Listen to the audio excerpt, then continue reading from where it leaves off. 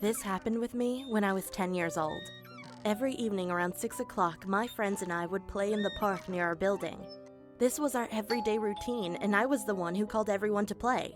I would knock at each of my 5 friends' apartments. It was not much work as we lived in the same apartment building. One time, I went to call my friend. We will call her Abby for now. Abby and I were very close, and we loved sharing everything with each other. Lately, Abby had been having nightmares. When she would wake up, she would not remember the nightmares. This was odd, I know, but Abby didn't like talking about it, so I didn't ask her many questions. I knocked on Abby's door. She opened the door and had a scared look on her face. I asked her if something was wrong, and she just said that she had another nightmare when she took a nap. Curious, I asked her if she remembered it, and surprisingly, this time she did. She told me that she had dreamt of a woman with a hammer in her hand, staring at her. Looking right into her eyes, the woman had a creepy smirk on her face with blood on her white dress. The hammer was pointed at Abby, and the woman was standing in a park with swings and flowers.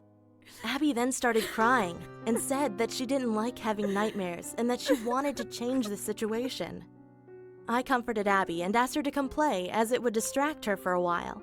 I also asked her to tell this to her parents, but Abby said it probably wasn't a big deal and that she's fine.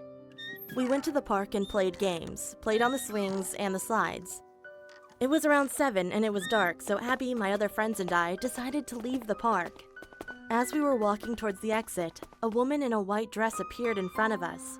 She had a smirk on her face, which discomforted me, and the worst part, she was carrying a hammer, and her dress was covered in blood. My friends and I stood there in shock and fear. Abby looked at me. It was the lady from her dream. She was here. Abby's dream was not a dream. It was a vision. We rushed to the exit of the park as fast as we could. The lady with the hammer chased us to the exit, crawling on our hands and feet. But when we entered the apartment, she just disappeared into thin air. We went home and told our parents, but they did not believe us. Abby and I lost touch after this, but because I was concerned, I told her parents about the incident and how Abby had a nightmare about it too. They didn't believe me at first, but then they saw the terrified look on my face and they understood.